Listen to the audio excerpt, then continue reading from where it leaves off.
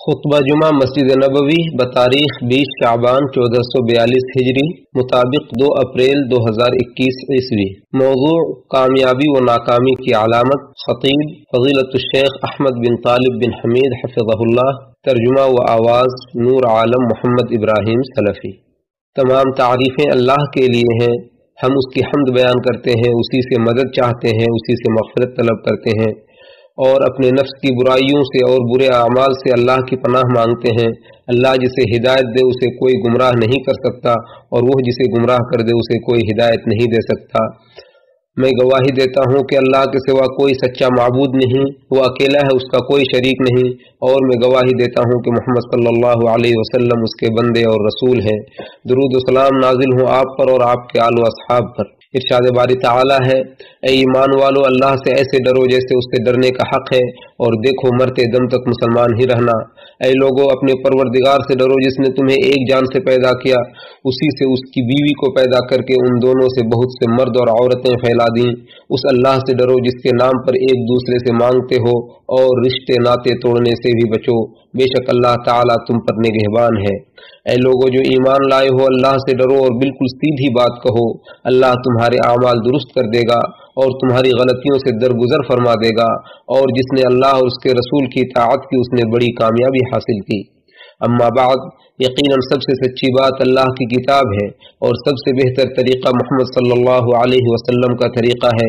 سب سے بری بات دین کے اندر نئی بات ایجاد کرنا ہے، ہر نئی بات بدعت ہے، ہر بدعت گمراہی ہے، اور ہر گمراہی کا ٹھکانہ جہنم ہے۔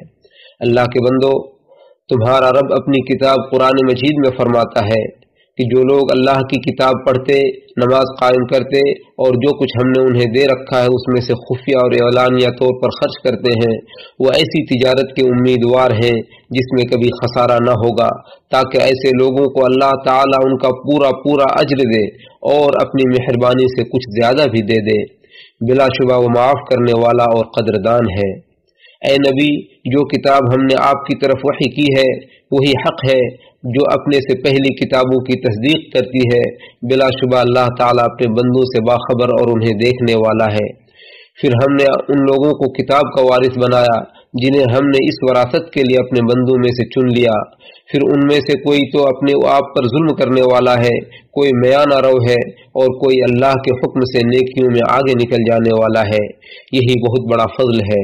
وہ ہمیشہ رہنے والے باغات میں داخل ہوں گے، وہاں انہیں سونے کے کنگن اور موتیوں سے آراستہ کیا جائے گا، اور وہاں ان کا لباس ریشم کا ہوگا۔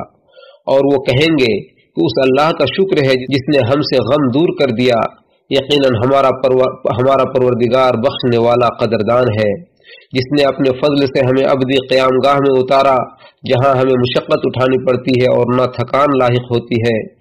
اور جن لوگوں نے کفر کیا ان کے لیے جہنم کی آگ ہے، نہ تو ان کا کام تمام کیا جائے گا کہ وہ مر جائیں، اور نہ ہی ان سے جہنم کا عذاب ہلکا کیا جائے گا۔ ہم ہر ناشکرے کو ایسے ہی سزا دیا کرتے ہیں۔ وہاں وہ چیخ چیخ کر کہیں گے، اے ہمارے پروردگار، ہمیں اس سے نکال کہ ہم نیک عمل کریں، ویسے نہیں جیسے پہلے کیا کرتے تھے۔ تو اللہ تعالیٰ جواب میں فرمائے گا، کیا ہم نے تمہیں اتنی عمر نہیں دی تھی کہ جس میں اگر کوئی نصیحت حاصل کرنا چاہتا تو کر سکتا تھا، حالانکہ تمہارے پاس ڈرانے والا بھی آیا تھا۔ اب عذاب کا مزہ چکھو، یہاں ظالموں کا کوئی مددگار نہیں۔ اللہ کے بندو، چاہے جتنی بھی لمبی زندگی گزار لو، تمہیں مرنا ضرور ہے۔ جس سے چاہو محبت کرو، ایک دن اسے چھوڑ کر ضرور جانا ہے، اور جو چاہو کرو، لیکن ایک دن تمہیں اس کا بدلہ ضرور دیا جائے گا۔ اس لیے عمر کو ضائع کرنے والے علم و عمل سے دور رہو۔ اور تم کیسے غیر اللہ کی طرف متوجہ ہوتے ہو حالانکہ تم اللہ تعالیٰ کے احسانات سے گھرے ہوئے ہو۔ جان لو کہ عمل کے بغیر علم ایک جنون ہے، اور علم کے بغیر عمل کا صدور ممکن نہیں، اور ایسا علم جو تمہیں آج اللہ کی نافرمانی سے باز نہ رکھ سکے اور اللہ کی اطاعت پر نہ ابھار سکے، کل قیامت کے دن تمہیں جہنم سے بھی نجات نہیں دلا سکتا۔ اس لیے روح کو پروان چڑھاؤ، نفس کو شکست دو، کیونکہ جسم کو موت کے حوالے ہونا ہے، اور یہ جسم یا تو چڑیوں کا پنجرا ہے یا پھر چوپایوں کا استبل۔ اگر تم بلندیوں کی جانب اڑنے والے پرندے ہو تو اڑتے ہوئے اپنے رب کے پاس چلے جاؤ گے اور جنت کی بلند و بالا عمارتوں میں بیٹھو گے، جیسا کہ ارشاد باری تعالی ہے، اے اطمینان پانے والی روح، اپنے پروردگار کی طرف لوٹ چل، تو اس سے راضی، وہ تجھ سے راضی، تو میرے نیک بندوں میں شامل ہو جا اور میری جنت میں داخل ہو جا۔ لیکن اگر تم چوپائی کی طرح ہو تو پھر اس بات سے بے خوف نہ رہنا کہ تم اپنے گھر کے گوشے سے اٹھا کر جہنم کے گڑھے میں دھکیل دیے جاؤ گے۔ ارشاد باری تعالی ہے، بہت سے ایسے جن اور انسان ہیں جنہیں ہم نے جہنم کے لیے ہی پیدا کیا ہے، ان کے دل تو ہیں مگر ان سے حق کو سمجھتے نہیں، آنکھیں تو ہیں لیکن ان سے دیکھتے نہیں، اور کان تو ہیں لیکن ان سے سنتے نہیں۔ ایسے لوگ چوپایوں کی طرح ہیں، بلکہ ان سے بھی گئے گزرے ہیں، اور یہی لوگ غفلت میں پڑے ہوئے ہیں۔ اللہ تعالی قرآن کو ہمارے اور آپ کے لیے بابرکت بنائے، اور اس کی آیتوں اور حکیمانہ نصیحتوں کو ہمارے اور آپ کے لیے مفید بنائے۔ میں اپنی بات کو یہیں سے ختم کرتا ہوں، اور اپنے لیے اور تمام لوگوں کے لیے اللہ تعالیٰ سے مغفرت طلب کرتا ہوں۔ آپ بھی اس سے مغفرت طلب کریں، یقیناً وہ بہت زیادہ بخشنے والا اور رحم کرنے والا ہے۔ بہت زیادہ پاکیزہ اور بابرکت تعریف اللہ کے لیے ہے، جیسا کہ ہمارا رب چاہتا اور پسند کرتا ہے، اور درود و سلام نازل ہوا اللہ کے سب سے بہتر مخلوق محمد بن عبداللہ صلی اللہ علیہ وسلم، ان کے آل و اصحاب اور ان کے نقش قدم کی پیروی کرنے والوں پر۔ اما بعد، اللہ کے بندو، اللہ سے ڈرو اور یاد رکھو کہ کھلی زبان اور بند دل بدبختی کی علامت ہے۔ تم اپنے دل کو معرفت کی روشنی سے اس وقت تک زندہ نہیں کر سکتے جب تک کہ سچی توبہ، سچی کوشش سے اپنے نفس کو شکست نہ دے دو۔ دنیا کے لیے اسی قدر محنت کرو جتنا تمہیں یہاں رہنا ہے، اور آخرت کے لیے بھی اتنی ہی محنت کرو جتنا تمہیں وہاں رہنا ہے۔ تم اللہ کے جس قدر محتاج ہو اسی کے بقدر اس کے لیے عمل کرو، اور جہنم کے کام بھی اتنا ہی کرو جتنا تم اسے برداشت کر سکتے ہو۔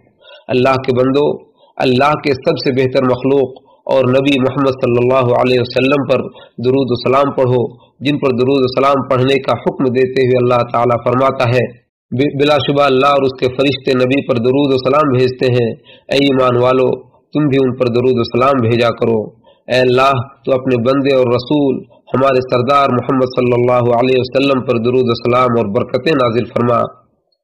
اے اللہ، تو ہمارے نبی اور سردار محمد صلی اللہ علیہ وسلم اور ان کے نیک و پاکیزہ اہل بیت اور ازواج مطہرات پر، ان کے روشن پیشانی والے صحابہ کرام پر اور ان کے نقش قدم کی پیروی کرنے والوں پر درود و سلام نازل فرما۔ اے اللہ، تو ہمارے چھوٹے بڑے، اگلے پچھلے اور ظاہری و باطنی تمام گناہوں کی مغفرت فرما۔ اے اللہ، تو ہمارے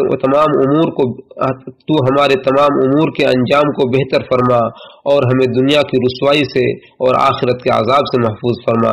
اے اللہ، اے ہمارے رب، تو ہمیں دنیا میں بھلائی عطا فرما اور آخرت میں بھلائی عطا فرما، اور ہمیں جہنم کے عذاب سے بچا۔ اے اللہ، تو خلفائے راشدین، ہدایت یافتہ ائمہ کرام ابو بکر و عمر، عثمان و علی رضی اللہ عنہم سے اور بقیہ تمام صحابہ کرام سے راضی ہو جا۔ اے اللہ، تو ہمیں ان کے اجر سے محروم نہ فرما، اور ان کے بعد ہمیں آزمائش میں مبتلا نہ فرما، اور تو ان سے اور ہم سے راضی ہو جا، اے ارحم الراحمین۔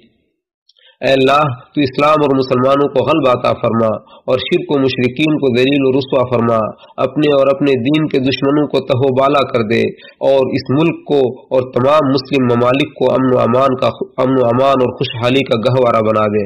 اے اللہ، تو ہمیں اپنے وطنوں میں امن و امان نصیب فرما، ہمارے حکمرانوں کی اصلاح فرما، اور ایسے لوگوں کو مسلمانوں کا حکمراں بنا جو تجھ سے ڈریں، تیری اطاعت کریں اور تیری رضامندی کے کام کریں، اے رب العالمین۔ اے اللہ، تو ہمارے بادشاہ اور حاکم وقت کو خیر کے کام کرنے کی توفیق عطا فرما، اور اسے نیکی اور تقوی کے کام میں لگا دے۔ اے اللہ، تو انہیں اپنی ہدایت اور رضا کے کام میں لگا دے۔ اے اللہ، تو انہیں نیک، صالح اور خیر خواہی کرنے والے معاون و مددگار نصیب فرما، جو انہیں بھلائی اور خیر کے کاموں کی رہنمائی کریں۔ اے اللہ، تو ان کے ولی عہد اور ان کے بھائیوں اور دوستوں کو خیر کے کام کرنے کی توفیق عطا فرما۔ اے اللہ، اے ہمارے پروردگار، ہمارے گناہوں کو بخش دے، اور ہم سے ہمارے کام میں جو زیادتی ہوئی ہے اسے معاف فرما، اور ہمیں ثابت قدم رکھ، اور کافر قوم پر ہماری مدد فرما۔ اللہ کے بندو، یقیناً اللہ عدل و احسان اور قرابت داروں کو دینے کا حکم دیتا ہے، اور بے حیائی، برائی اور سرکشی سے منع کرتا ہے۔ وہ تمہیں نصیحت کرتا ہے تاکہ تم نصیحت حاصل کرو، لہذا تم عظیم اللہ کو یاد کرو، وہ بھی تمہیں یاد کرے گا۔ اس کی نعمتوں پر شکر ادا کرو، وہ تمہیں مزید عطا کرے گا، اور اللہ کا ذکر سب سے بڑا ہے، اور اللہ جانتا ہے جو کچھ تم کرتے ہو۔